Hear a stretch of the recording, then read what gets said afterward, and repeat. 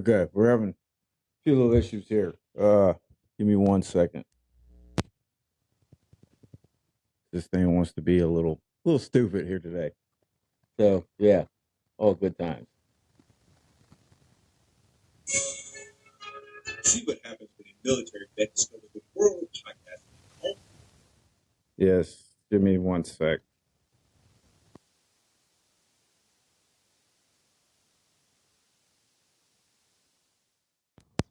Pairing. Bluetooth connected. Were you able to hear that? Okay, all right. Obviously, I'm gonna have to edit this part out. Out freaking standing. See what happens when a military vet discovers the world of podcasting in an all new. Wait. Hey, sound guy, did I read this right? They give a military vet his own podcast show? Now, who in the world thought that was? You're still recording, aren't you?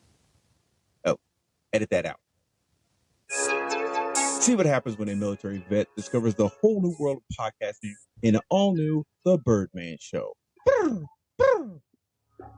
real, Cletus, edit that out, man. I need his job.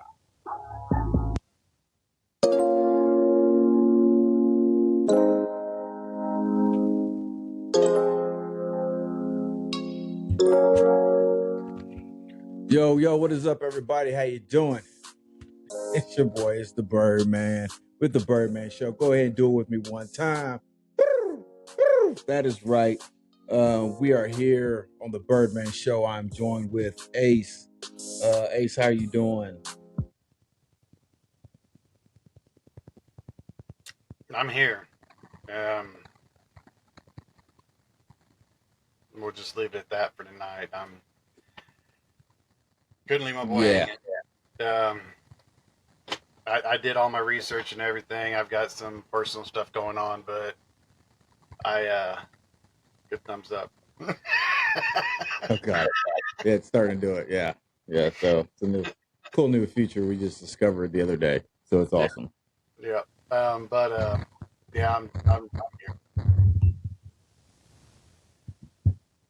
Well, yeah, trust me, I get it. I understand it. There's been a lot. It seems like there's been all kind of crazy stuff going on in the world and people's lives. And unfortunate.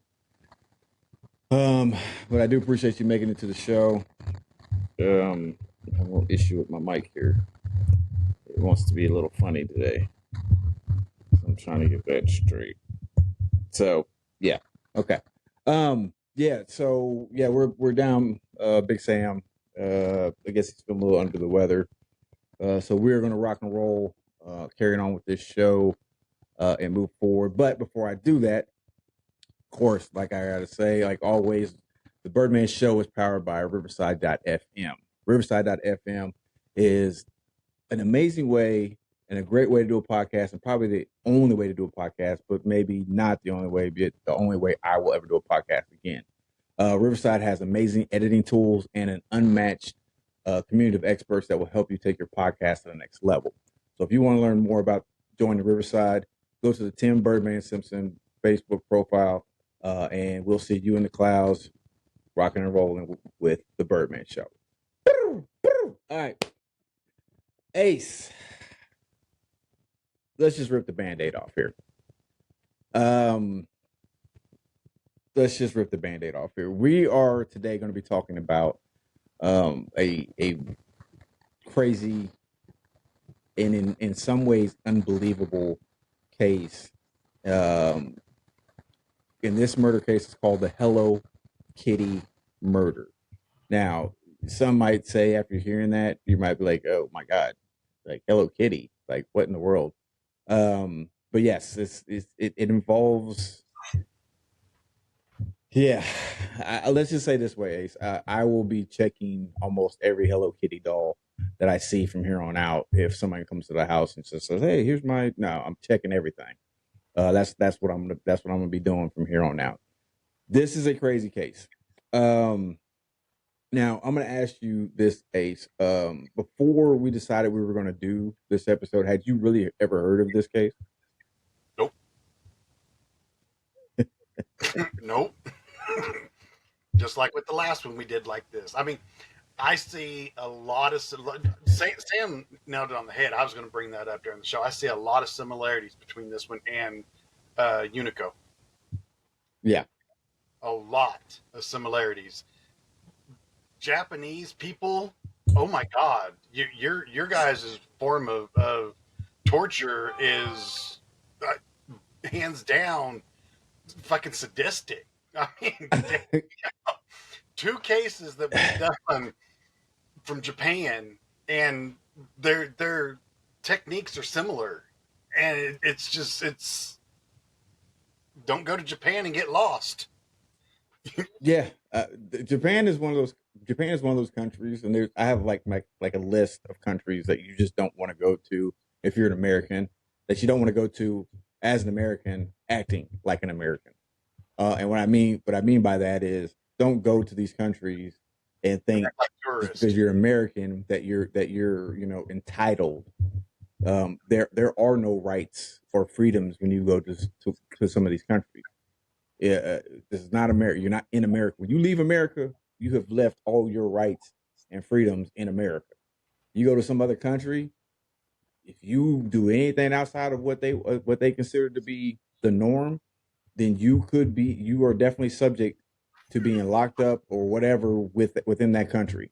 So as Americans, stop playing around when you go to these other countries and think it's just because you're American that you're above the law. Trust me, there is nobody else above the law in another country. So you might as well just stop that. But Japan is definitely is one of those countries on top of my list that you just don't want to go to thinking you can be an American and be okay. This case, and I agree there are some similarities with this case. The Hello Kitty murders is as far as the Unico murder, but there are a lot of differences too. In this case, yeah, in that case, number one, they're high school students, and they thought that they're part of the Yakuza, and they just thought they could do whatever they want to. In this one, it's a mother, and she has a child already, and she was involved in some things. She decided she wanted to get her life straight, and ended up falling in love with the wrong guy, and really running into the wrong guy that she decided just to kind of fall back into some of her old stuff, and it ended up costing her. So let's dive a little bit more into this case, okay? Now this took place. Let me make sure. I want to make sure I got it pulled up just right, because I don't want. I already know. Listen, I already know I'm going to butcher some of these names. So, for the sake of my pride, for the sake of my pride and everything, we're gonna probably change some names. I'll let you know what names we're changing, because I know good and well I am definitely going to butcher. I don't want to say butcher. Mess up some of these names. I'm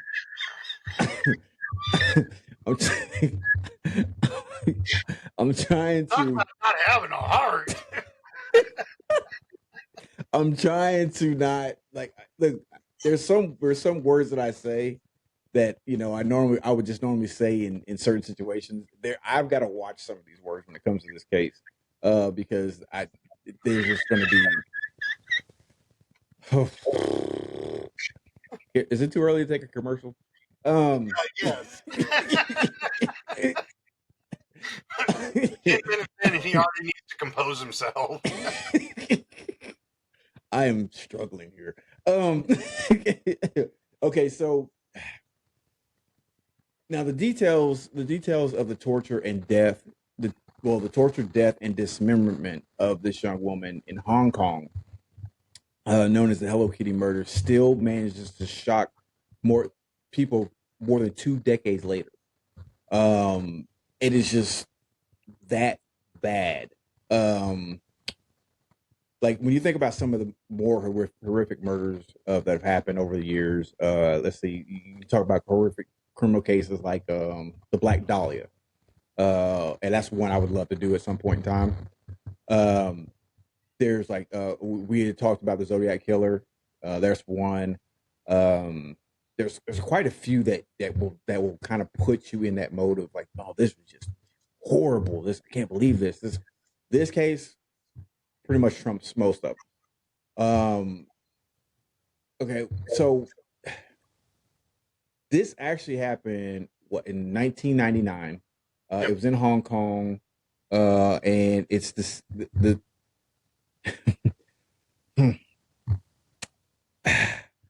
it was dubbed the Hello Kitty murder because of the fact, and I'll pull this up so that way we can show everybody Ace, because you and I have already seen this. However, most people watching this may not have. Okay, so this is what was actually found. Okay, now I'm going to paint a picture for you. Now, I want you, if you're watching the show right now, if you're listening, even if you're listening later, I want you to do something for me right now. Okay. Okay. So the first thing I want you to do is I want you to just kind of close your eyes. Okay. And just listen to what I'm about to tell you. Okay. So I'm going to paint a picture for you. Let's say you're a police officer at a police station and you're working the front desk. All right. A 14-year-old little girl walks in and says, for the past several weeks, I've been constantly plagued by a ghost of a woman that had been bound by electrical wire and tortured to death. Now, you would probably react like most people in that situation, especially being an officer, and you would probably just chalk it up as a 14-year-old girl who either is just having nightmares or is just a teenager that's playing a prank. So you'd be like, okay, whatever. But then she continues and goes on to tell you that the ghost was of a woman that she helped murder. Now, once again, if you're like anybody, be like, wait a minute, you helped kill somebody? Then that same 14-year-old girl leads you to an apartment, studio, flat, whatever, leads you back to the place where she said that the woman had been murdered. And inside, you find several bags, several boxes, whatever. But in particular, you find this, which is the Hello Kitty. If you're still got your eyes closed, great, but open them up. But you see this on the bed, the Hello Kitty mermaid doll. And inside that doll, you find the skull of a deceased woman. Now, this is basically exactly what happened in 1999 in Hong Kong. I'm not going to say the province in which it was because I cannot pronounce it. I will mess it up. So we'll just say Hong Kong because I can say Hong Kong very well. This is what happened. This is what police found when they went back after this young lady had led them to the place in which this woman was held captive. She was tortured, and then eventually died. And then we'll get into the rest of everything that happened as we move along. Now, Ace. Okay, hearing all that, I'm gonna ask you this: what are some of your thoughts on this case so far after hearing that? That's an abnormally large damn Hello Kitty doll, in my opinion. Well, it's the mermaid version. I've never seen no mermaid Hello Kitty doll. I mean, you're turning a cat into a fish. How does that work? I mean, come on. But it's a squish. No, they boiled all of the squish off of that doll before they put it in there.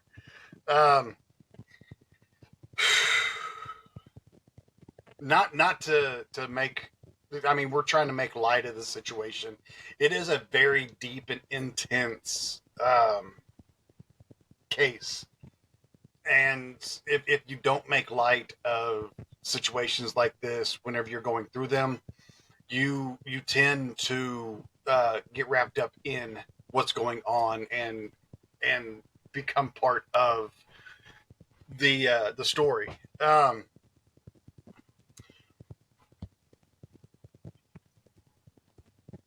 The torture and the kidnapping is about the only part that reminds me of Junico. Mm-hmm. As far as what led up to it, what happened after, that goes above and beyond. In Junico, it was because she rejected him, and Yeah. he wanted to prove a point that he could get any girl that he wanted because he was Yakuza. In this one, what leads up to it is she meets Chan. I think is his name. Yeah, we'll stick with Chan on him. His name is pretty easy to do. Chan Man-lok, but we're going to stick with Yeah. Chan. She met Chan while she was working as a hostess in a nightclub. I've got the name of it in here somewhere. Oh crap! I just had it. It was. Oh, I just had it. God bless the you. Empress Would. Karaoke Club. Yeah, there you go. And she met him there, and he seen that she was struggling and everything, and offered her a place to stay. So she took him up on it and everything, and while she was there, if I'm not mistaken, didn't she fall back into the drugs? Yes. I mean, kind of yes and no. She really was just trying. She was just trying to make money to help provide for her and her son. Okay. And she ended up, and I think you're gonna kind of go where I'm thinking about taking that. Go ahead. Her rent was coming due at her residence, and Mhm. Chan had left his wallet sitting on his nightstand. So she took it to take care of her rent, and so that her son didn't lose his place to stay. As soon as she spent that money, she instantly felt remorse. And the only way that she knew of that she could pay it back was if she paid it back with interest. So she kind of excluded herself from the situation for a little while until she earned what she thought was an adequate amount of money to pay him back. So she took what was in the wallet was $4,000. What she ended up paying back was $14,000. So $10,000 interest. Now let's make sure we clarify. The 4,000 was actually in Chinese currency or Japanese currency. So in American currency, that 4,000 actually was only $500. Right. And so she ended up paying roughly about 10 grand worth of that. So but roughly about, I don't want to say it was about 1,500 American. No. 4, 8, 5,000. No, 20. No, you're not that far off. 4,000 is about $500. Yeah. So she ended up, 4, 8, half of that is 5, 10, 12, plus the original 500 would be about $1,700. 17. Okay. 17. I was going to say like 12 or 20,000. Okay. But anyway, so roughly about 1,700 American, Right. which still it's still a pretty good chunk of change. But yeah, I mean, that just kind of goes to go along with what Ace was saying about the only way she knew how to try to, make that up is by trying to pay a significant amount of interest. Yeah, keep rolling with it. The thing of it is the only way that she knew of to make money like that quickly was to go back into prostitution. And she was able to get the money. She took the money, took it back to him, handed it to him, apologized for taking his wallet, for taking the money. And even though she presented him with $10,000 over what she took, that wasn't enough. That wasn't good enough for him. He wanted to make a martyr out of her, and he said, "Well, since you were able to make 14,000 so quickly, I want an additional 16,000 on top of that. I'm going to keep this 14,000, but I want you to bring me 16,000 more." And this time, he gave her a deadline. It's not like he gave her an unlimited amount of time to make this money. He wanted it, like say, within a week. Yeah. So now, before we jump even further into getting into the actual crime, what I want to do is I do want to take a step back and tell people who fan was the fan. Yeah. I want to tell them who she really was. Okay. So she was only 23 at the time of her death in 1999. And none of those 23 years had been easy. She was abandoned as a child by her family and raised in a Hong Kong orphanage. Now, she aged out of that orphanage at roughly about 15 years old and turned to sex work to survive. A drug addict, Fan ended up in an abusive marriage with a client with whom she had a child. Despite many challenges, Fan cleaned up, left her husband, quit prostitution, and found a job at a nightclub as a hostess, which is what Ace was talking about.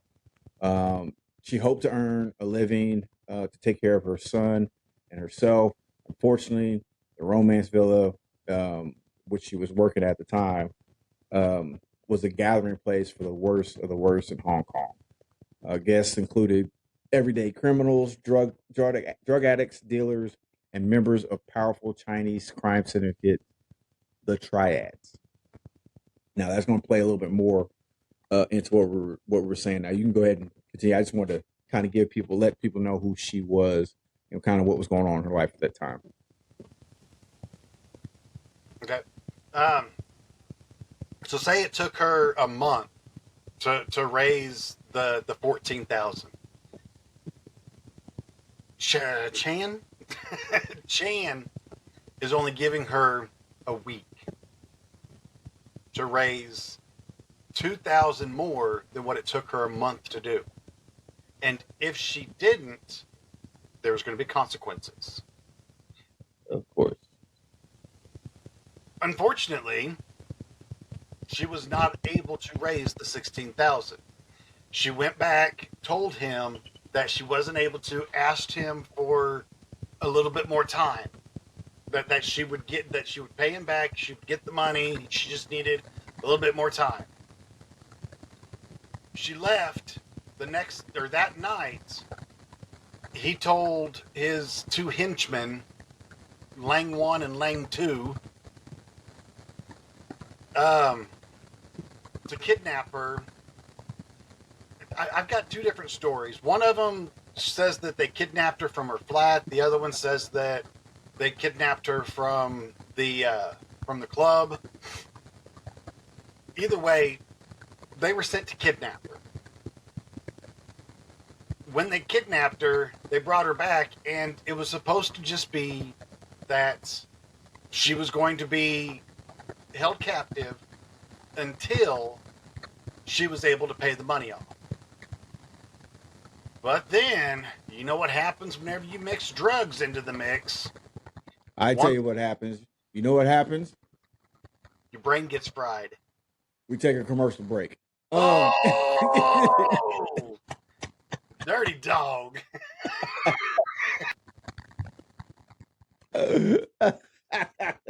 Oh, he got him. He got him good. He got him good. But yes, we are going to take a real quick commercial break.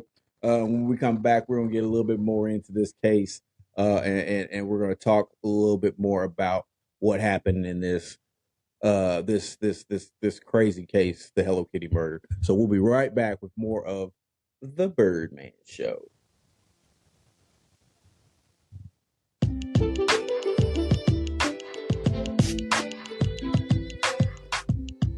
Debbie is an energy drink you mix at home. Debbie is formulated to give you focus and energy with no jitters or crash. Their formula contains vitamins, amino acids, and neurotropics, including active neuropath. No calories, no sugar, no fillers, no artificial colors. So if you need something to give you the energy to take on the world, Debbie Energy is what you need. Go to debbie.gg, that's DUBBY.GG. Use promo code Birdman Show for 10% off your orders. Tell them the Birdman sent you.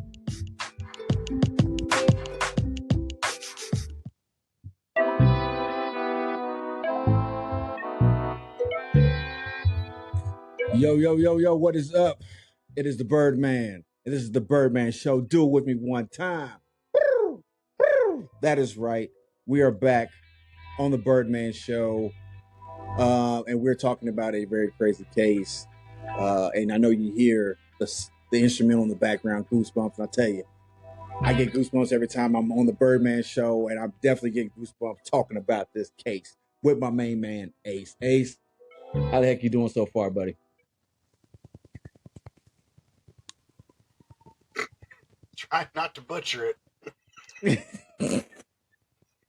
I was going to say something along that lines, and I'm trying not to, but this is it's difficult. It's very difficult. This I'm telling you, man. When we start getting, I don't know how much of the details you actually have with what actually happened. I've got quite a few, so I'll try to let you kind of steer a little bit, and then I'll just fill in here and there with some of the details that I have. But yes, we're talking about this crazy case, the Hello Kitty murder, which happened in Japan, Hong Kong, back in 1999. It seems like a lifetime ago, but it really wasn't that long ago. But yes, this happened in 1999. Young woman, Fan Man-yee. Yeah. Anyways, I don't know. I can't. Yeah, we'll just go with Fanny.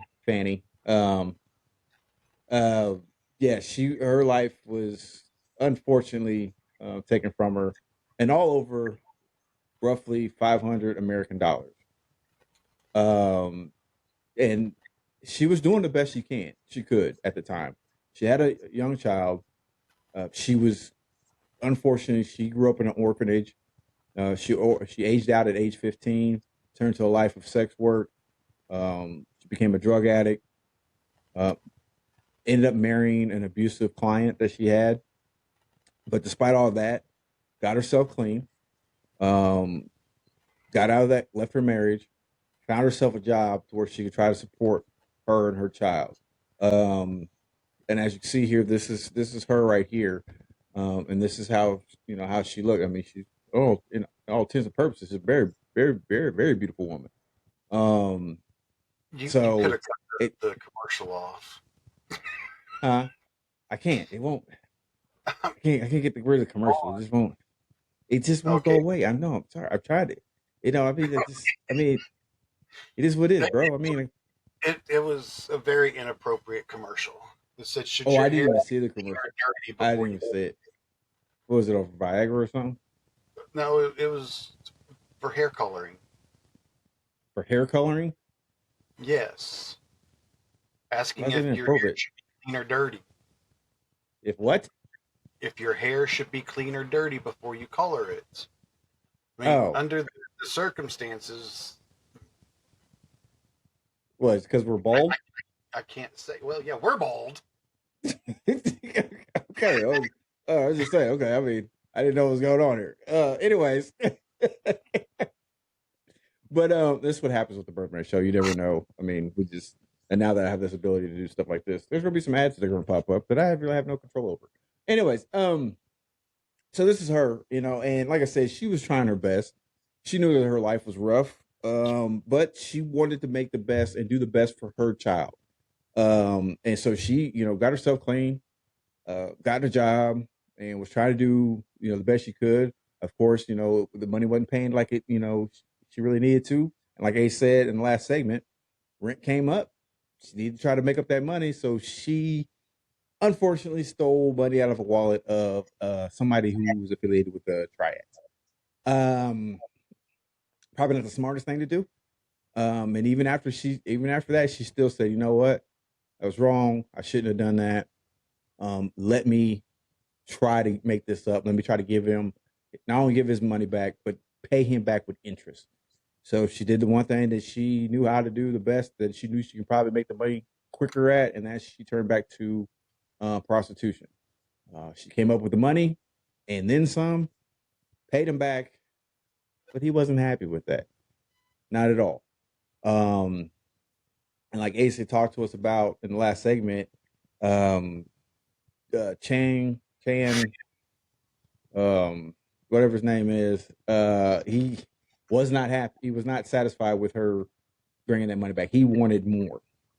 And so the like he was talking about, he had his henchmen, Lane 1, Lane 2, go kidnap her, and I believe it was from, I think, it was, like I said, I saw two different reports. One was from the apartment, one was from the workplace. So I guess it just kind of depends on who you're asking. But originally, the plan for Chan was to claim his penalty fee by forcing her back into prostitution, but they decided to change. He decided to change their mind, and instead they decided to torture this young woman, apparently for no reason other than perverse enjoyment. And that's when things start to get really, really bad for Fan. Ace, what do you got going along with that? During her imprisonment, she was tortured and essayed. According to one source, she was. I'm going to go ahead and read this, and then I'm going to add in what else I had heard that goes along with this. She was beaten with metal bars, sometimes while being strung up and used as a punching bag. On one occasion, Fan was kicked in the head around 50 times. Spices were rubbed into her wounds. Her legs and feet were burned with candle wax and hot plastic so that she was unable to walk. She was forced to consume human feces and urine, and she was forced to smile and say she enjoyed the beatings. If she refused, they subjected her to even harsher torture. The treatment eventually led to traumatic shock and ultimately death.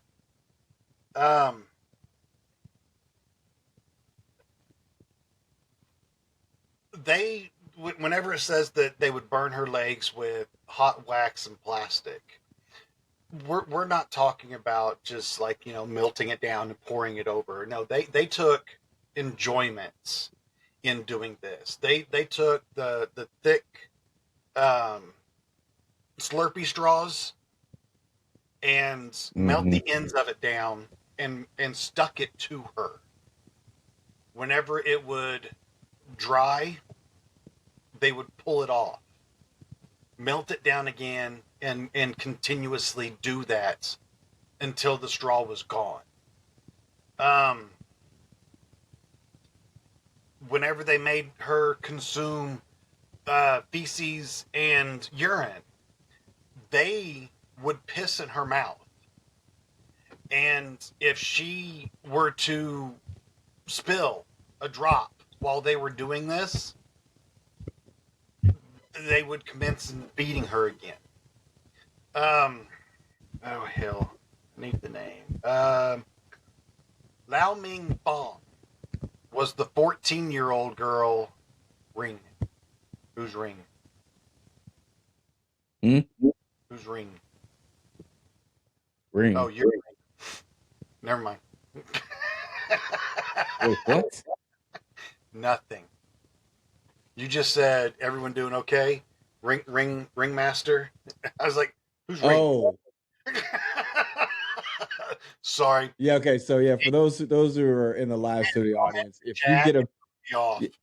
yeah, if you get a message in the chat that's from the Ringmaster, it is the producer side of the show that I'm actually doing right now. Ringmaster is actually me or whoever's doing the production of the show at that point in time. So that's me. Sorry. Continue. But Lao Ming Fung, that was the 14-year-old that went to the police station. She didn't know. She didn't understand. Des was super confused. Yeah. So I was like, yeah. She didn't understand. She didn't completely comprehend what was going on. Yeah. She would show up over there while they were beating on Fan, and just because she thought it was a game, she'd go over there and she'd slap her in the head. That was her mindset of she helped torture her. But I was going somewhere with this.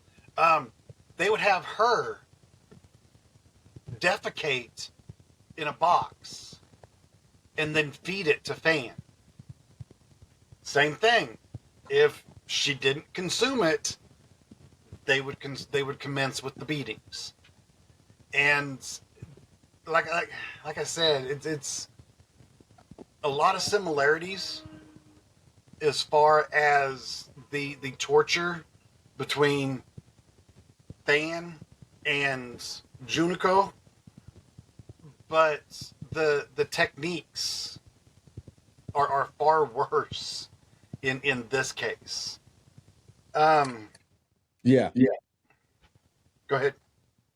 No, I was just going to agree with you, man, 100%.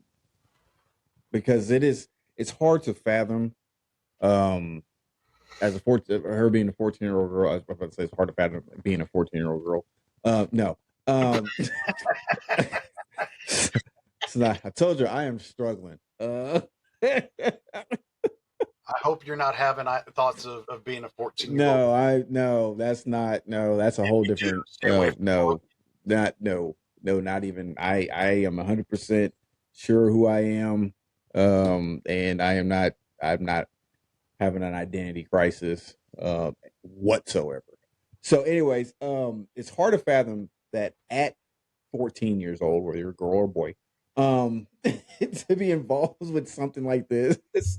And listen, Ace is 100% right when he said that yes, this is a serious case, but you have to make light at some points of some of this stuff. And that's one thing somebody asked me before when somebody had listened to a couple of our episodes before. They listened to Junico. They listened to the Butcher of Columbia. They listened to some of the other episodes we had done. They were like, "Yo, I know you have to do research on that stuff. So how do you deal with that stuff?" And I just simply said, "I said, with my humor. I have a very dark sense of humor, not because I'm black, just because my there it is again. A very darker sense of humor. But no, but that's how I survive with a lot of this stuff. Because if not, that stuff, and I already have enough demons I deal with in battle, but doing stuff like this, that can consume you if you're not careful. But just trying to imagine being that age and, like Ace said, not fully understanding what it is and just maybe thinking it was a game. But to see that stuff go on, and the thing is, it happened for roughly about a month because after about a month of the unthinkable abuse, she did finally pass away from her trauma. Now here's the crazy thing. I'm gonna say this. Now they decided, Chan and his accomplices decided to cover this up. And the thing that they got me, I don't know, I'm pretty sure you have this in your research. I'm gonna talk about this. I'll let you touch on this a little bit more. I'll let you touch on this a little bit more. But okay, so they decided to cover up the crime with the same grim attachment, meaning it got worse. What they did was they took the victim's body, they took Fan's body, put it in the bathtub, and began to saw it apart. They began to dismember her. Then they took a group of body parts and they boiled her body parts, to where they could just get to the bone itself. And they fed some of the they fed some of the pieces to stray dogs. Others they threw in the trash. They boiled the flesh from Fan's skull. And then that's when they had stitched it inside the Hello Kitty mermaid doll, which of course is why this case got its name. Now, the one thing that I had as part of the research that I did, but it was from a podcast I listened to that dealt with this. And now in any of the article research I did or was written out, this part of what I'm about to say now was not in any of it. They would not put it in any of it. And the part I was about to say is, yes, they were boiling the flesh off her bones and everything, but they were boiling it in the same pots that they were actually eating out of. So they I know you. Worse. If I can Yeah, get worse, I know. I just wanted to say that. I just wanted to say that part because I figured. Yeah, I wanted to say that part because I figured you would have some of this other stuff. But in the research, like I said, the article research I did, they would not put that in there. The podcast that I listened to, there was two different podcasts I listened to. They talked about it, and I'm gonna give a shout out real quick. Rotten Mango. Yes, that was one. I listened to the same one. Yeah. So, I tell you what. Let's do this. Yeah. Let's do this. Let's take a quick commercial break, so that way we can kind of let some people get prepared for what's about to happen, and I'll let you bring us back with that when we come back. So just stay tuned, hold in your seats. If you're eating something, I suggest you swallow it real quick, drink it, and don't eat anything while what's coming up. So we'll be right back with more of the Birdman Show.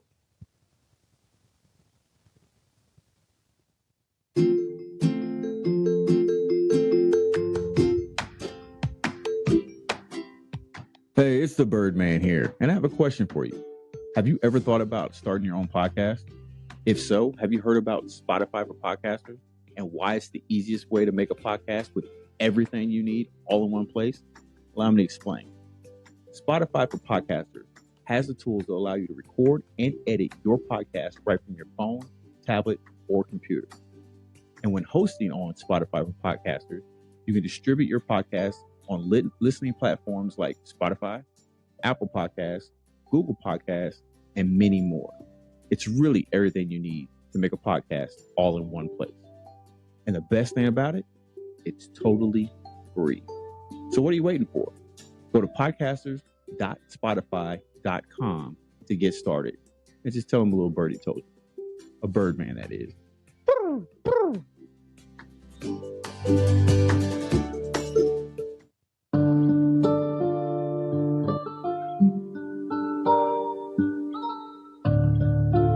Hey everybody, how you doing? It is the Birdman. We are here on the Birdman Show. Go ahead and do it with me one time. That is right. We're on the Birdman Show. We are still rocking. We're rolling. We are talking crazy with this case. That is the Hello Kitty murder. I'm here with Ace. Ace, how are you doing? I'm I'm here. Yeah. I feel you. I feel you. I feel you. Before that last break, thinking about this, it seriously turned my stomach. Yeah, this I'm gonna be honest with you. Everything else with this case I can talk about and not have much of an issue. And for those who know me, there's not a lot that will kind of turn my stomach or make me cringe. But this part of the case that we're gonna start talking about, it gave me a little bit of cringe. It gave me that little bit, like like being on a roller coaster, and as you're ascending to that one part, and then right before you get ready to hit that dip, your stomach gets that knot before it just ends up in your throat. Um, so that's Just shoots out basically the crack in my ass. yeah, that too. So that's this part of the story, the episode what we're about to get into right now is this is about where so Ace, why don't you okay, first of all, why don't you kind of recap a little bit of what we've talked about, so that way I'll let you ease into what we're about to go to next as far as the actual um act. That's the best way I could put it. Just Okay, so recap so far. Um, Van was abandoned by her parents whenever she was young. She lived in an all girls orphanage. She aged out the age of 15. I guess that was their cutoff. She turned to the streets and a life of prostitution. She became a drug addict. Um, when she was 21, she got married to one of her clients at the brothel that she worked at. At 23, she gave birth to her son. 5 months later is whenever she was kidnapped. Actually, I think it was 4 months later, because 5 months later is whenever she met her untimely death. So four Yeah, months later is whenever she was kidnapped. 4-month-old baby. Doing pretty good. Just tired today. All right, Brett. Well, thank you for the props. I know what it's like to be tired. Oh wait, you mean I'm tired? Yes, I'm very tired. Sorry, chat. You guys can't see it. join the live studio audience. Yeah, and then you can talk with us. But In order to do that, go to riverside.fm/studio/Birdman's-studio. Continue.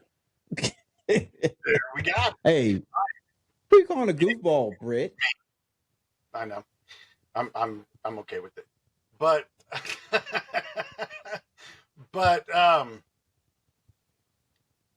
this is where we're at now.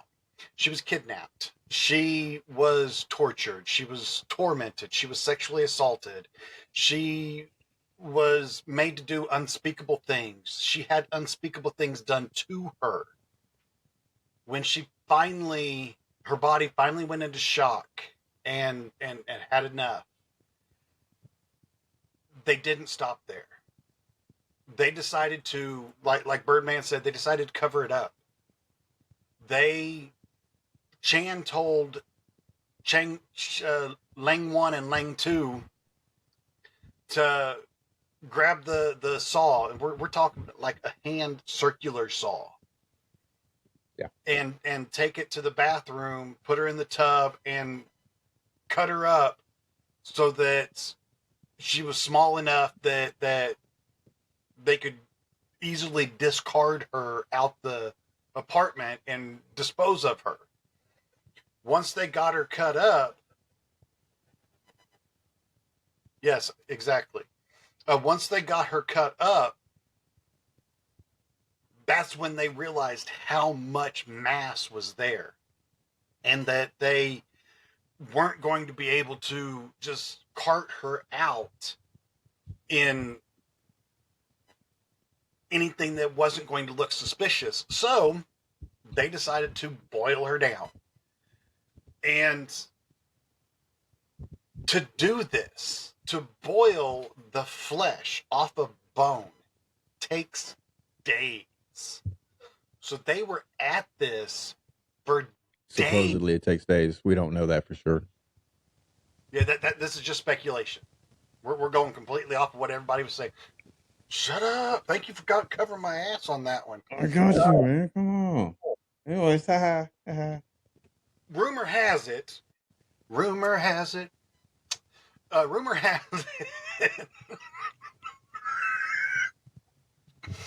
that it takes days to boil the flesh off of bone. So they were exactly, the smell had to be horrid. Yes. Well, but while they were doing this, they would I gotta say this. Can I say this real quick, Ace? I'm sorry, I don't mean to cut you, but that last comment with the smell, and how many episodes we've done where there's been something like this, where they're doing something crazy and this and that, and it's like, and there's another one that I really want to do, and we're definitely gonna do that in season 3, but it's the same thing. Like, I don't understand when the smell gets like especially if you're living in an apartment, like if you got your own house and you're living somewhere, okay, you can probably cover it, but you're living in an apartment, like that smell is going throughout. It's like, oh my, I'm sorry, I just now you remember the movie Seven, right? Yes. Or Sloth, where the guy's laying there in the bed and they got all the tiny trees all over the room covering up the smell. Wasn't it 7? It was 7, wasn't it? Yeah, that's what I said. The movie 7. Yeah. Yeah. You said Sloth. Are you talking about the character? No, I'm talking about the sin. It wasn't gluttony, because gluttony, the guy died in his plate of spaghetti. It was sloth. Yeah. Where he tied him to the bed and had all the tiny trees covering up the scent. Yeah. There's not that many tiny trees in the world. Like that. You'd be better off just grabbing like 5, 6, 7, 10 bags of kitty litter, and you have a better time of doing that with kitty litter than you would with those stupid tiny trees. They can barely cover up a fart in a car, let alone rotten flesh. Okay, let's just stop there. Okay, let's just stop there. No. Anyways, continue. Okay, sir. back to where we were. All right, so they're sitting there boiling the flesh and the muscle and the tissue and everything down off of these bones. They were not only using the same pots that they cooked their noodles in, they were using the same utensils. So they would sit there and stir their noodles, and without washing that spoon. Oh yeah, that's their loft right there. That's where she was found, right? Yeah. There. But without washing that spoon, put it straight into and stir up her stuff, and then bring it back over and stir their noodles again. I mean, talk about getting into your work. Yeah, I mean, even after hearing that, I want some ramen noodles. Said no one ever. Oh yeah, no. Now, that was a joke. Yes, the reason why they sewed the skull into the Hello Kitty doll was because they didn't want it to move around. Yes. If you pick the doll up, they want it to seem just like a doll. Whereas if they would have just put the skull in. Yes, tonight was the wrong night to get chicken lo mein. Yes. Sorry, Britt. Love you, sis. I'm sorry. If they would have just put the skull in the doll, then whenever they pick the doll up, I know this is horrible. It'd be like a bobble, where it'd Well, just be rolling around in there, and you would know that something was not right. So they yeah. sewed it in so that it didn't move and it went undetected. But Now, I- I want to say this real quick before you continue, Ace. Here's the crazy thing about this whole entire case. There is a very good chance that they would have gotten away with this, and we never would have known anything about this case if it had not been for the 14-year-old little girl and her nightmares. That very well could have been, this case may never have ever came to light if it had not been for the fact that she started having nightmares and ended up going to the police station, because the nightmares and the guilt was really getting to her. I wanted to say that real quick. Go ahead, Ace. and you're absolutely right. If they would not have sewn the head inside that doll, then it probably never would have seen the light of day. And that makes you think, how many cases are there out there that are like this, where they didn't keep that piece of memorabilia and there's no evidence? Because we're going to get to the trial here in a little bit, and because of the Jesus. way that they disposed of the body is the reason why they got the sentence that they got. Did they have people over after they killed her? Why the worry over it and it rolling around in this Five Nights at Freddy nightmare suit?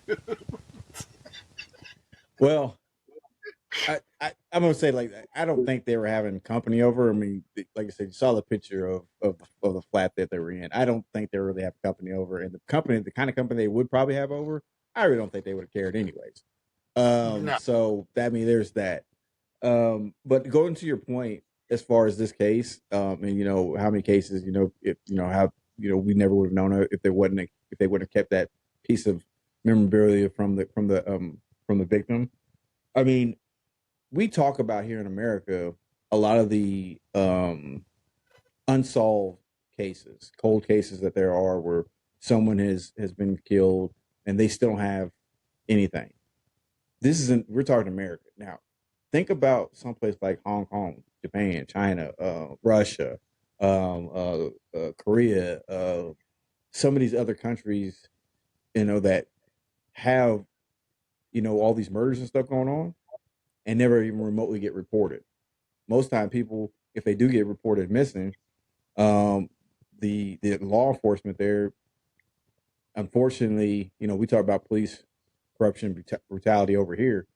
I'd much rather be here dealing with police brutality and corruption than be over in one of those countries dealing with. That's just, we talk about police brutality and corruption over here. That's just a regular Monday over in one of these countries. This is like a regular time. Like, they just rolling around the streets doing humanitarian stuff. I mean, that's just a regular day for them over there. And we're over here posting like, oh my God, you see that he's violated my rights. Shut up. But I'm if you can't tell, I'm sick of hearing that crap on the internet. I really am. They people talking about, well, they violated my rights. Go live somewhere else, not Validated named the right? United States. Yeah, go live somewhere else, not named the United States, and say that exact same thing and see how long you have left, or the fact that you'll even be able to walk on your own afterwards. Just go somewhere else and do that. Anyways, so Ace, um, so kind of touch a little bit more on, because I know you were talking about, they were, how they were, boiling up, what I'm saying, boiling her up in the pots, and eating in the same pots, doing all that other stuff. In your research, did it tell you roughly how long it took them, because they had, for the most part, completely disposed of the body except for the head, correct? The only things that were found whenever they went to the apartment to investigate was, of course, her head.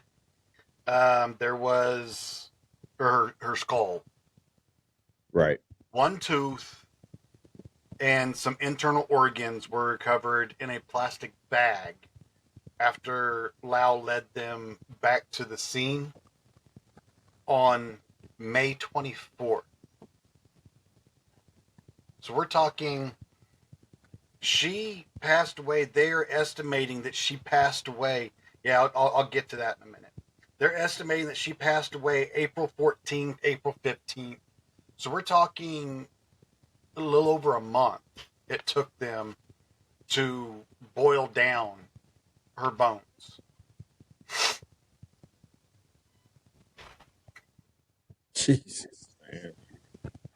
But That's, yeah, I guess Lang 1 and Lang 2 thought that they were going to, um, since they were into the prostitution ring, that they could get into the body snatcher ring as well, and they were going to sell her organs on the black market. But then they realized that once they were out of the body for so long that they weren't any good, and they apparently just forgot to dispose of them. And that's why the internal organs were in a plastic bag. Okay, look,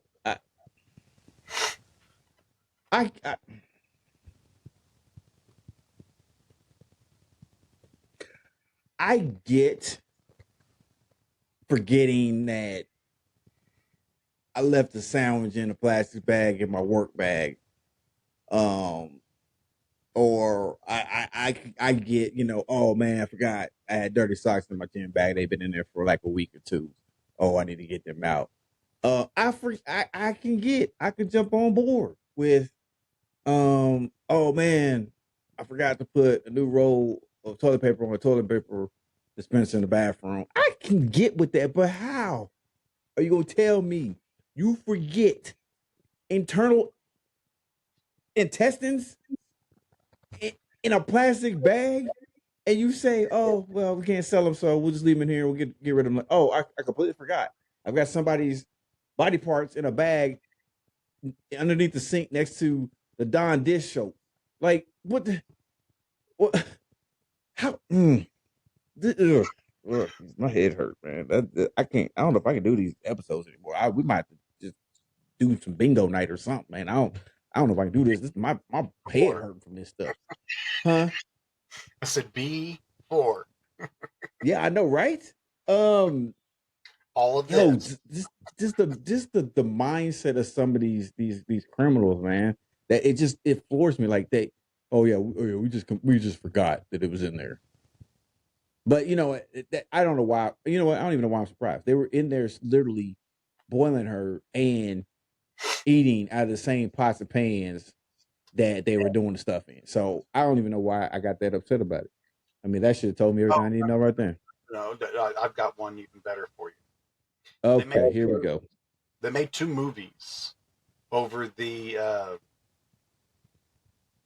details of this case. Really? The 2 movies were Human Pork Chop was the name of one. Oh, wait. The name of the second one is There Is a Secret in My Soup. Both of those were released 2 years after her passing. No, you're the only one chatting, Britt. You just human. Yeah. You said human pork chop. Human pork chop. And there's a secret in my soup. And there's a secret in my soup. Okay. On that note, we're gonna take another commercial break. I'm not. You know what? Listen. That's just nasty. And now were these independent films? Were these like over in Japan, or they were strictly foreign films? I mean, you might be able to find one with subtitles. I am not looking for it. I don't care. I mean, I learned my lesson when back in the day when that movie came out, Human Centipede. Somebody's like, "Oh yeah, you need to watch that." And I'm like, "Oh yeah, I'll watch it one night." And then they started playing. I'm like, I went and looked for that fool that told me to I need to watch that movie, and I slapped the taste out of his mouth. I slapped him. Okay, I was like, "You ever do that again? I swear to God, you'll be the back of the centipede. I will put you with the back of the centipede. I swear before baby Jesus, do that again. Recommend some stuff like that again, and I promise you, boo boo, that's what's gonna happen. All right, Was it a listen, shitty? we're gonna take a commercial break. I know we have. Yes, we're gonna take another quick commercial break. We're gonna be right back with more of the Birdman Show. Baby, help me.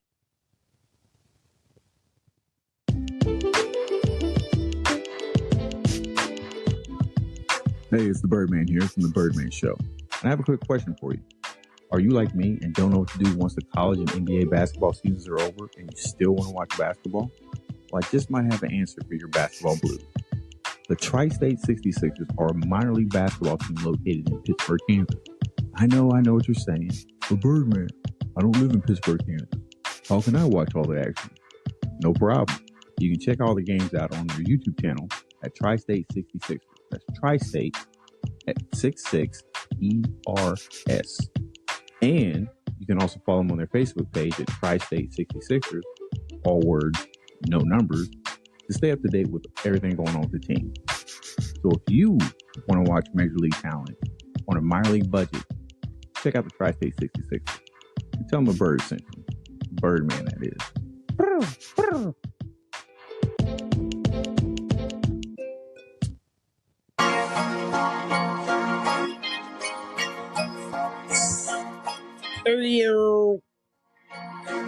It's the Birdman here.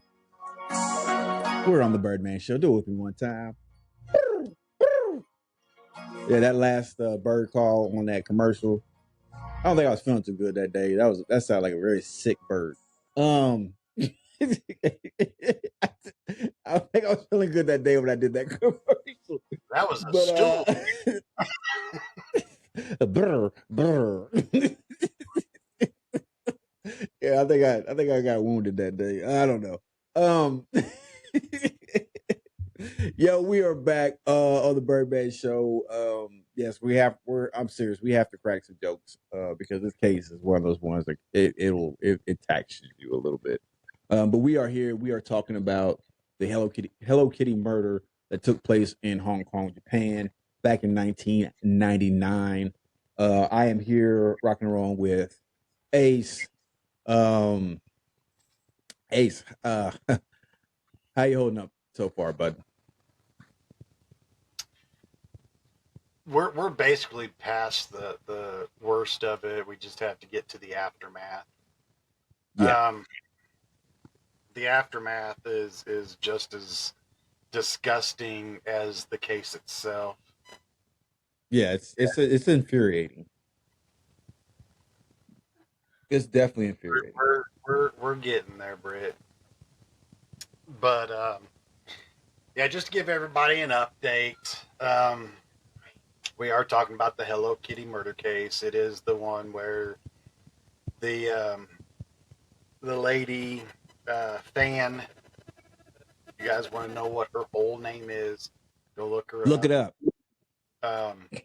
She was abducted. She was tortured, brutalized, and then dismembered. Had her body parts boiled down, and her skull was sewn into the body or the head of a Hello Kitty mermaid doll.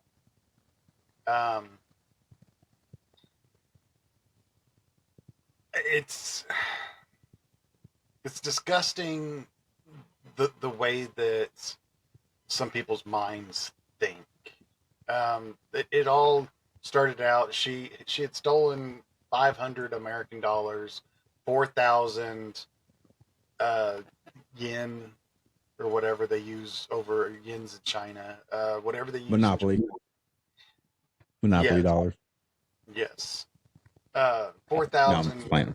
$4,000, and she paid him back with interest, and it wasn't enough, so he decided to hold her captive and um, prostitute her out until she earned what she owed him. Yeah. And it didn't turn out that way. They got high one night, decided to take it a different direction, and now we're talking about her murder. So, Birdman, how are you feeling so far? Yo, this, like I said, man, this is one of those cases that it frustrates me because, okay, look, I get it. Someone steals money from you, you know, and I'm one of those type. I don't care how much it is. I don't care if it's, you know, 5 quarters. You steal some money from me. We gonna have a conversation, minus words. Um, but I don't care what the amount is. But at the same time, I'm not taking it so much to the extreme to where I'm sitting there and saying, you know what, this fool stole some money from me. You know what? I think I'm just gonna hold him hostage. Um, and just do all kind of unspeakable things to them, and then just take their life um from them, even though they paid me back. Now, if you pay me back and pay me back with more money than what you stole, I might say, you know what, you won't steal from me again later in the future. Go ahead. You know what I'm saying? If you're gonna give me more money back than what you stole, that's cool. I'll let you die. That's cool. Because I know I'm gonna get it back plus then some. So I mean, I'm cool with that. But yeah, this one, like I said, and I think you said that, just like you just mentioned, that the minds of some of these people that we deal with, and especially in this case, and I think Britt has said something in the chat about Japanese culture. We'll get into that whenever it comes to. Yeah, we'll definitely get into that. Here's the thing about when we deal with a lot of these cases that we talked about, and there's quite a few other cases we'll deal with that have to do with Japan, China. There's a couple I would like to get into down the road that deal with Russia. Some of these other countries over there. What you'll find is, like here in America, I'll say this much: in America, you do something like this, they'll put you underneath the jail. Matter of fact, they ain't gonna put you underneath the jail. They might build a new jail on top of you. Right. Over in some of these countries over here, they get off with some of the craziest punishments I've ever seen, and this one is no exception. This one is no exception. Ace had alluded to it a little bit before we took our break when he talked about the manner in which they disposed of her. We're about to get into that now because the 3 men that did this were arrested and then prosecuted in 2000. It was a 6-week trial. I'm gonna say this, but I'm gonna let Ace get into it a little bit more. Okay, they were found guilty. Okay, so we would think, hey, that's great. They did this. They were found guilty. Yes, but not of murder. And I know you're like, wait a minute. They kidnapped this woman. They tortured this woman. They beat this woman.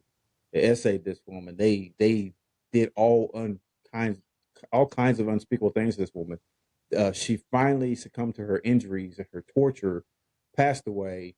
Then they took her to the bathroom, put her in the bathtub, took a saw, chopped her up, put her in pots, boiled her up so they can take her flesh off, so they can dispose of the body. Took her head and her skull after they boiled all the flesh off her skull. Took her skull, put it inside a Hello Kitty doll, sewed it into the Hello Kitty doll so that way it didn't rattle around when picked up. They did all this. A 14-year-old girl goes and tells on them. They come back. The police find it. The man get arrested, but they get found guilty. but not of murder. No, not of murder. And Ace is going to tell us exactly why and what they actually got convicted of. They got found guilty of manslaughter. And the reason why they were found guilty of manslaughter is because the defense's case was based around the whole aspect that she overdosed, and that's what killed her. Not the abuse that they put her through. They admitted to abusing her. They admitted to everything except killing her. Now, the jury was comprised of 8 people, 7 men, one man, or 7 men and 1 female. And did they tack on time for torture? Just a second, Brett.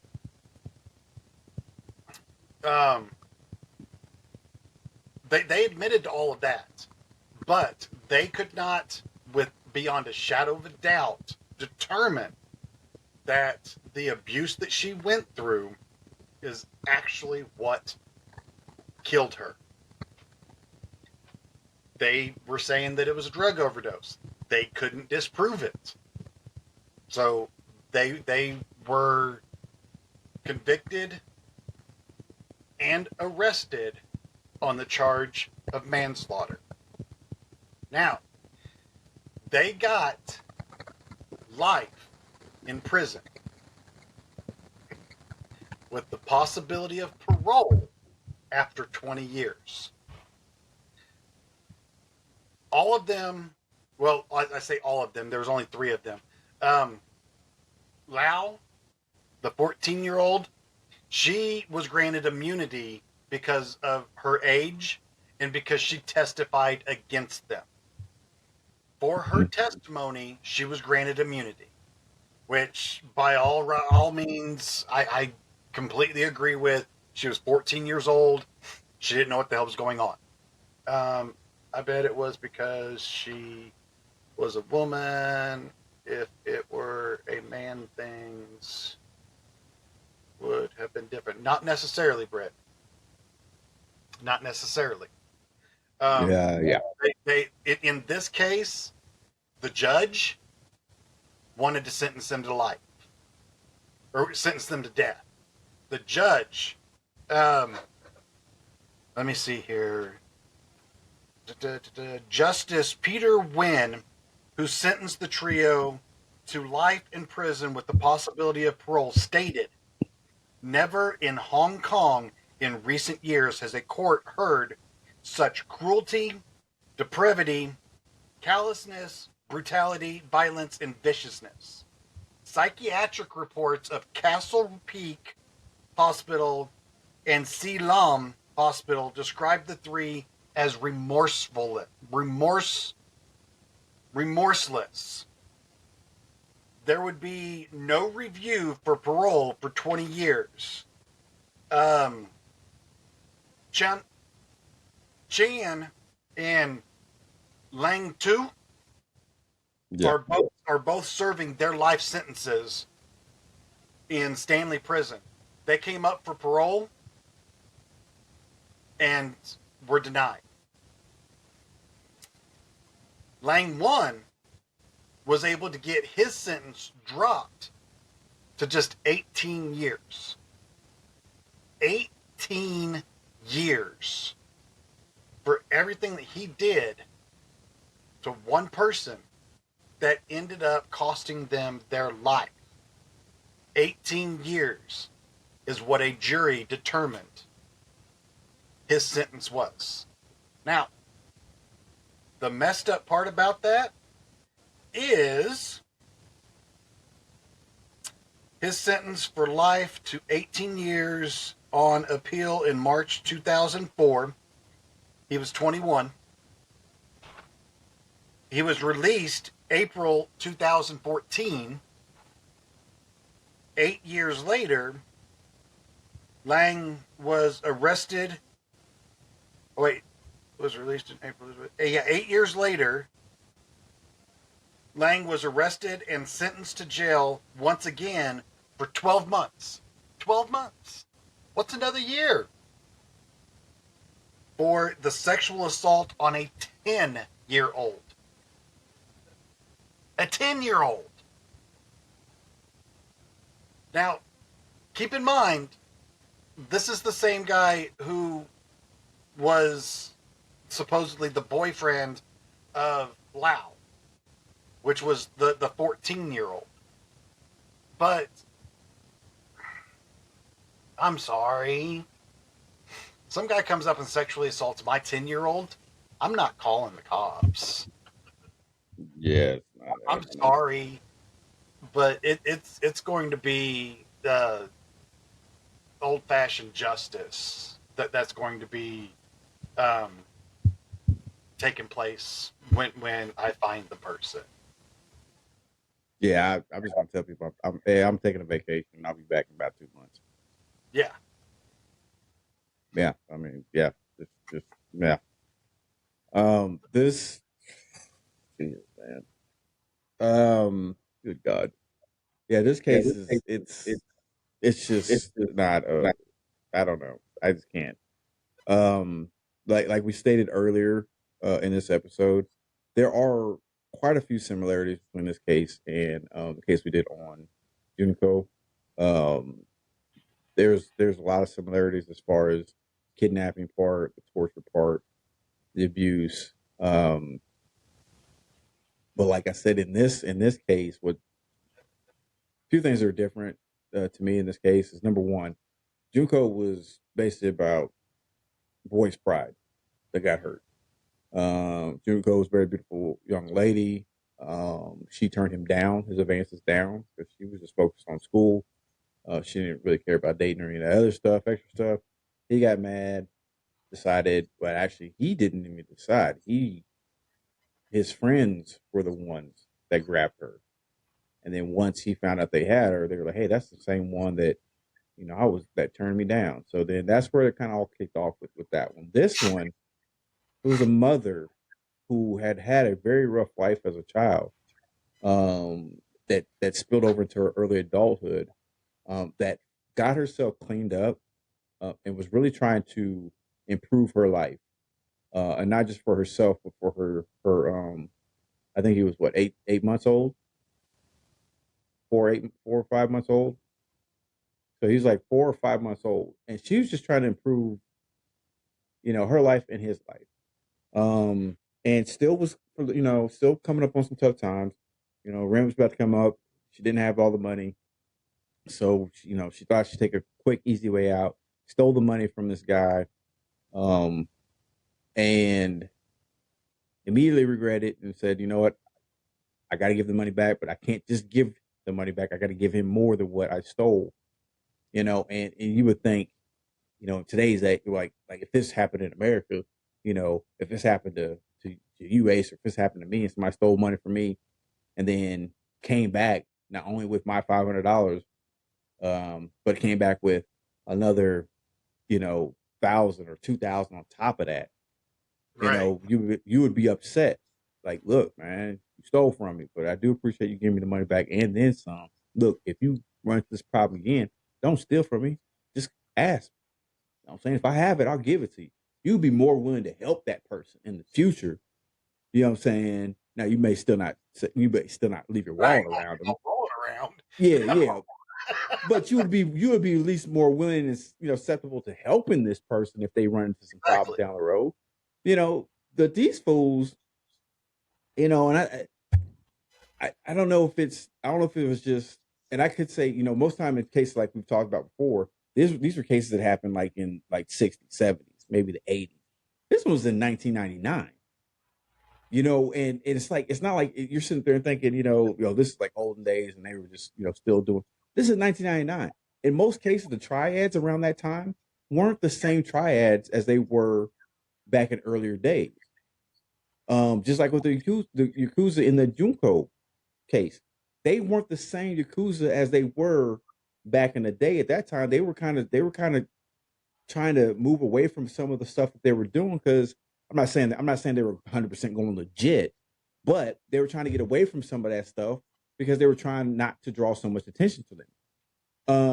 And this is like, it's like, you think about Japanese culture, and you see this a lot. You'll hear a lot of this stuff that we deal with, and Britt, 100%. Like, she had disrespected his honor, and in their culture, that is a big deal. And Britt goes on to say she knew she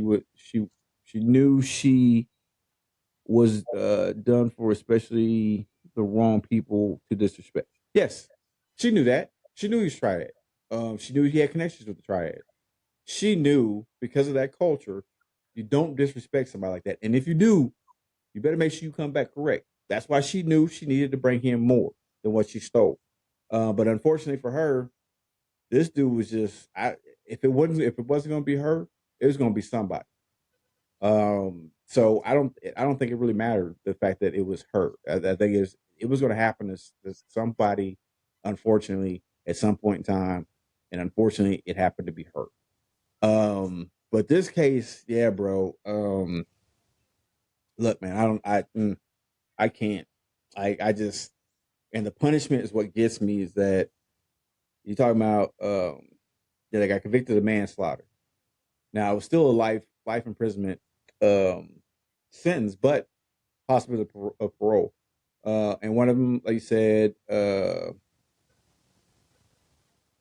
it was Lao Wing, whatever. I can't say it. I'm not even gonna try it, and I'm not using Rosetta Stone. Yeah, I'm not gonna use Rosetta Stone or anything. Anyways, he appealed. He did, like you said, he appealed his conviction, and subsequently he was sentenced to 18 years after pleading guilty in the retrial. And he was actually, in this one, it says he was released in 2011. 2014. Well, in this one, it says he was released in 2011. And of course, you already said it, because of her age. Fong was granted immunity. And then on mine, it says the Hello Kitty murder defendant returns to the news in 2022. And that's when they talk about Luau, whatever his name is. He in August 22. Hey, look, I don't know. Listen, I plan on getting Rosetta Stone, Babel, Bill, whatever that stuff is. I'm gonna get some of that so I can hopefully do better with these languages. Anyways, but he got rearrested in, like you said, 2022, and spent 12 whole freaking months in jail for the whole incident with the 10-year-old daughter of a friend. That's another thing that gets me, of a friend. But now at age 48, well, back then 48, so he'd be 40 or 50 now, is again behind bars more than 2 decades after the torture and death of Fan. So he's back behind bars for something else, and they have that, we don't know what it is, because he only served 12 months for the other one. So he'd have got out when he was 49 still. 48, 49. So now at age 50, he's back in. So yeah, outstanding. Okay, so hey, this is what we're gonna do. We're gonna I want to go ahead and try to wrap this show up because I want to give out some information for the upcoming season. Because for those, just to remind everybody, this is episode 20 of season 2. This is our season finale episode of season 2. We're gonna take a break, not a commercial break, but we're gonna take a break. And we're not gonna have an episode next week. We'll be coming back on March 6th for episode 1 of season 3. And that's going to be a fun one. So, Ace, why don't you kind of give us your closing remarks for this episode? And then we'll jump into the reminders and let everybody know what's going on moving forward.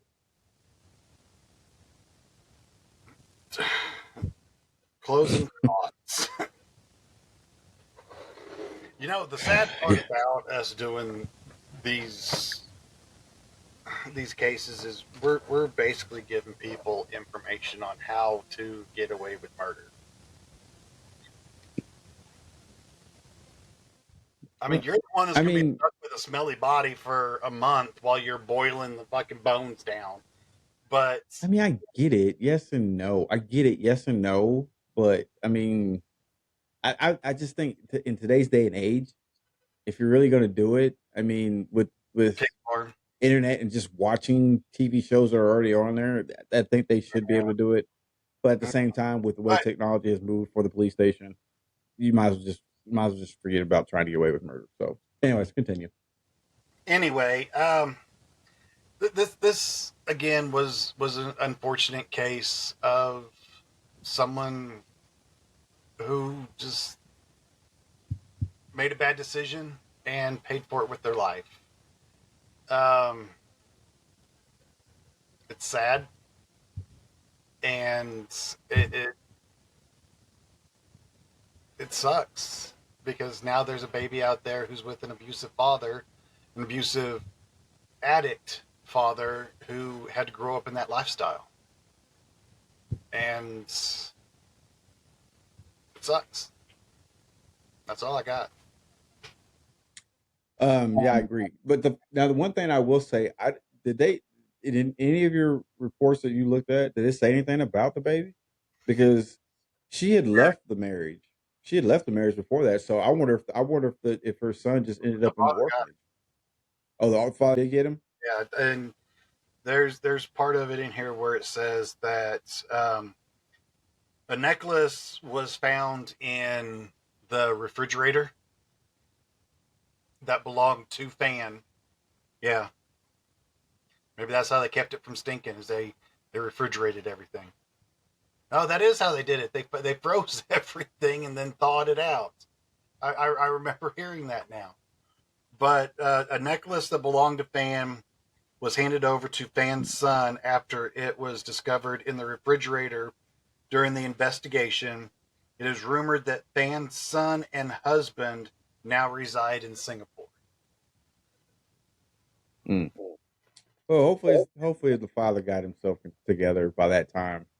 She had left the marriage before then, so hopefully he got himself together. I mean, I don't know. I don't even know how to do a follow up on this, but yeah. But no, this was one of those ones that's just like, oh God.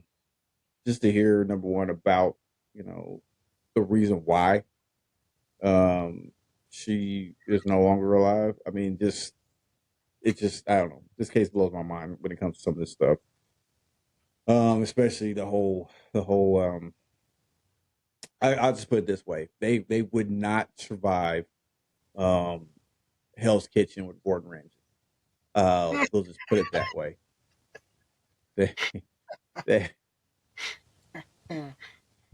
You do not boil a human head next to noodles. Heard, chef. Anyways, yeah, this is a crazy episode. But I'm glad we made it through it. And we can now close this chapter of season 2 and start looking forward to season 3. Before we start talking about season 3, real quick, Ace, we have trivia night tonight, correct? Yes. Okay, so why don't you tell the people real quick a little bit about trivia night and where they can go to find that? TikTok. You'll find me on TikTok. Search. Oh, hey, hold up. TikTok. Okay. Are you about to sneeze? It was there. Okay.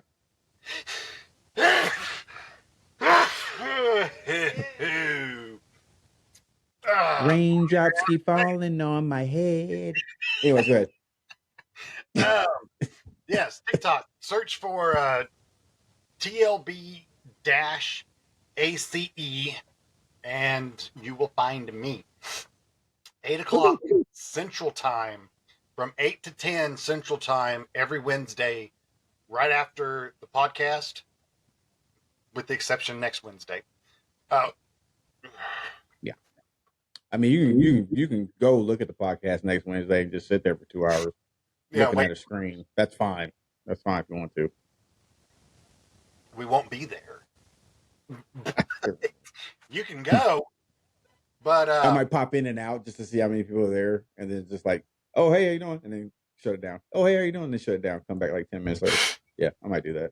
Go ahead. I'm sorry.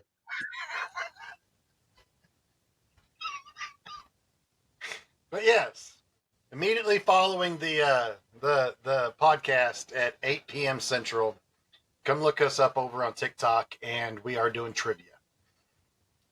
Yeah, that's it. Hey, you want to tell them real quick how they can find the t-shirts? As you can see behind me, I have mine hanging up on the wall. The Birdman t-shirt. Matter of fact, let me grab it real quick. If you go to TikTok, you find me. You will find the go to my bio.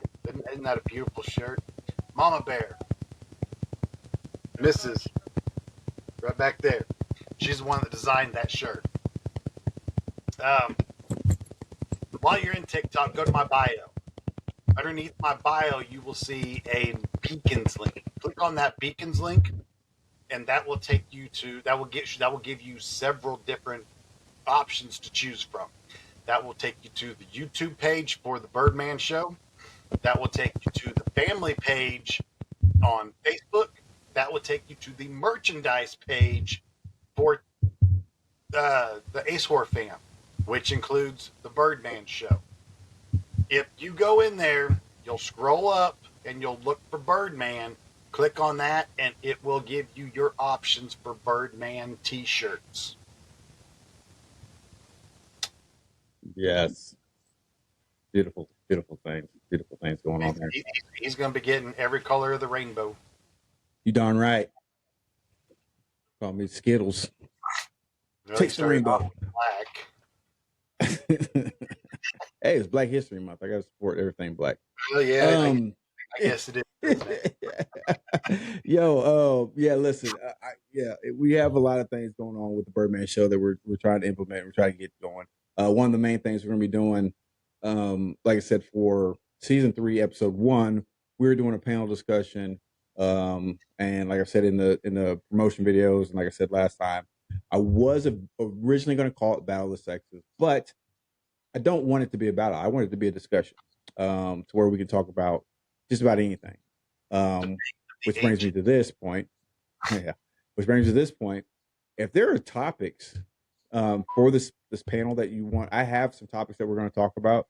But I want to also hear from you out there. If there are topics that you would love to hear us talk about and discuss on this panel, please shoot us your suggestions.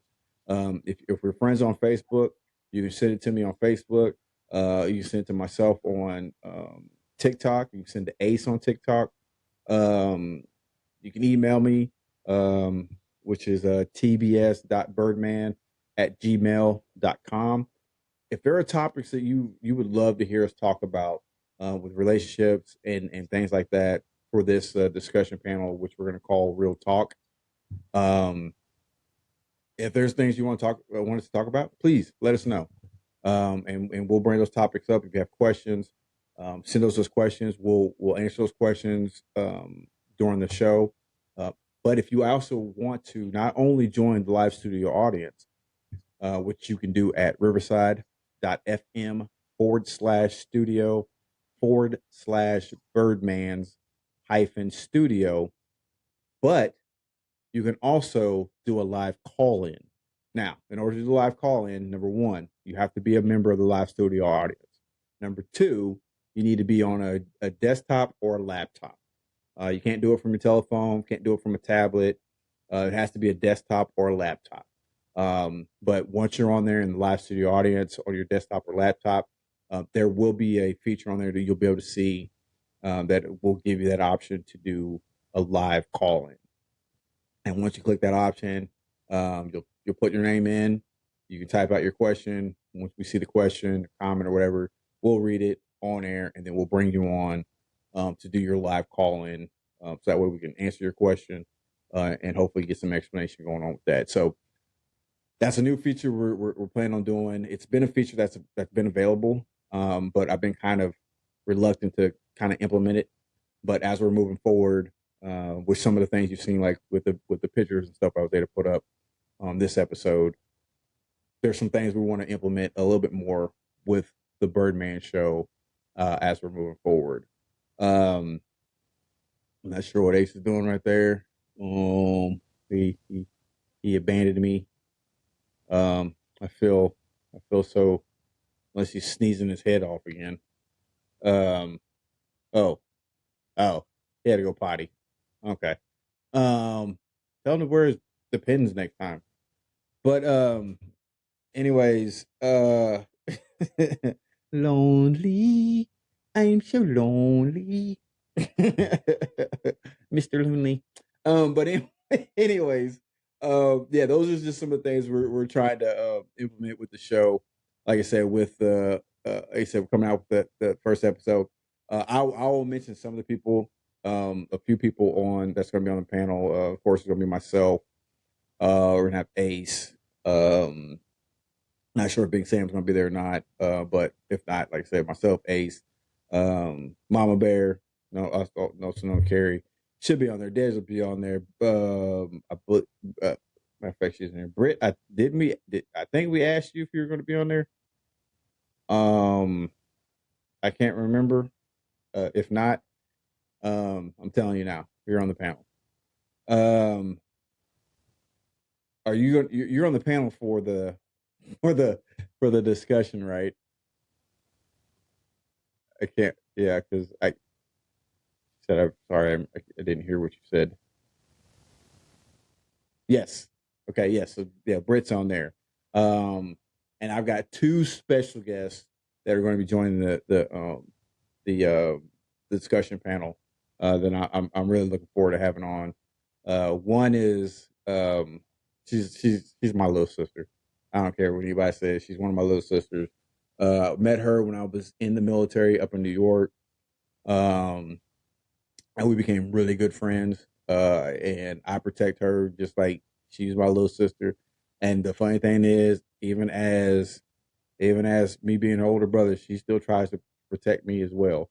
So no, it's not Tyler Perry. I tried to get Tyler Perry, but he has a schedule conflict. So I wasn't gonna be able to get him. He said he'll reach out though for the next discussion panel. So we'll get Tyler on there. We don't worry about it. I mean, Tyler, we like it. We homies. So it's all good. It's all good. But anyways, yeah. So my little sis gonna be on here. Elaine, she's gonna be on here for that discussion panel for Real Talk discussion panel. And my actual brother, my actual blood brother, my older brother Anthony, will also be joining the discussion panel. That should be very interesting. Because he's never been on the Birdman Show. He's never done anything with the Birdman Show. He's actually he was actually my producer for my Hey Coach podcast, which podcast that I do. I haven't done it in a while. We're trying to get some things straight. New marketing relaunch and all that. But he's the producer for that show. So I don't think I think he caught a couple episodes from the Birdman Show, this one. But he hasn't had really much anything else. So it should be fun for him to actually get a chance to be on here and see what we do. I'm not inviting him to the recap. That's probably too much excitement for anybody in my family to actually be on. So we're just not gonna. That's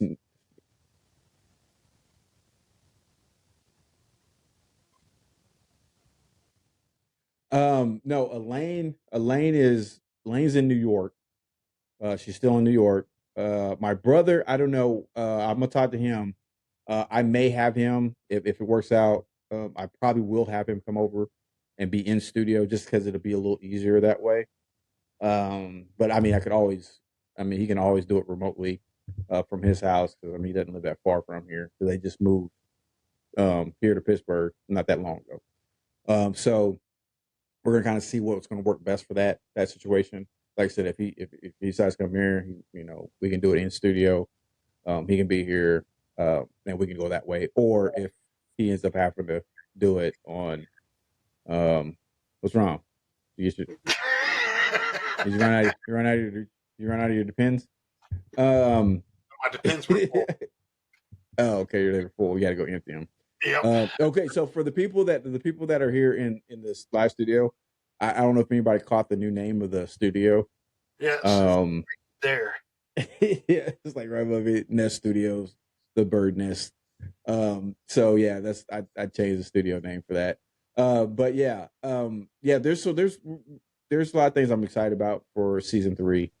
Like I said, I'm ready to get started with the discussion panel. And that's something I would like to do. We're gonna probably try to look at doing a little bit more of too. Having, a couple of different discussion panels for different topics. Who knows? We might do one like that for the men's mental health one. Get some guys on here so we can talk about some things. I'll probably try to definitely see if I can get my brother back on for that one because he went to school. He went to school for psychology. So a lot of times when I'm looking for stuff, as far as the ins and outs of psychology and stuff like that, I usually ask him because that's more of his area.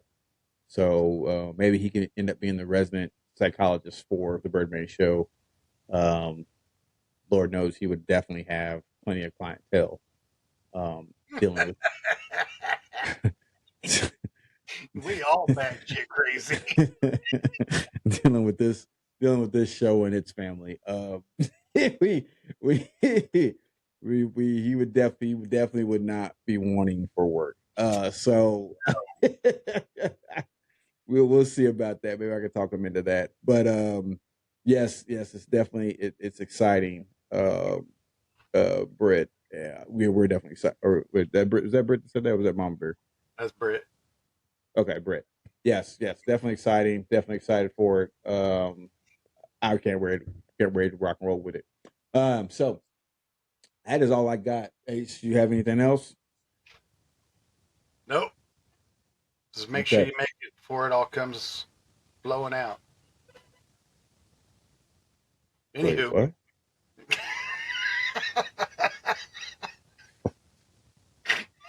What? I had to get rid of some fecal matter. Oh, Lord Jesus.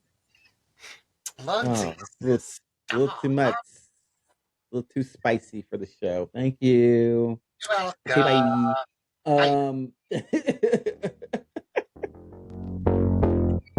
Yo, I just want to once again thank everybody for joining us on this episode of the Birdman Show. Like I said, we've got some exciting things coming up. This is the season finale of season 2.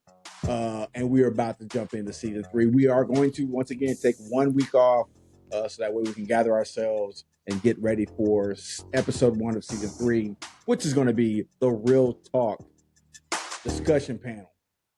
We're going to have a lot of fun with this one. So, like I said, if you want to join some trivia tonight, well, actually, the ones that are watching this live, it will be the only ones. So, in the future, if you want to join trivia night, go to Ace's TikTok profile. I will have a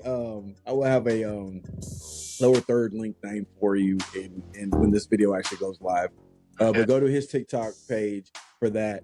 Every Thursday, as of right now, every Thursday at 6 p.m. Central Time, we are doing the Birdman Show recap on my TikTok profile, and that's at Birdman Show. Y'all, first of all, get out of my studio. Go be kind to yourself. Be kind to everybody else. You never know what's going on in somebody's life. Love, peace. You got anything else, Ace? You about to say something else? Nope, I'm good. Okay. Love, peace. Treat everybody well. We'll see you guys next time on the Birdman Show. Do it with me one time. That's right. Get out of here.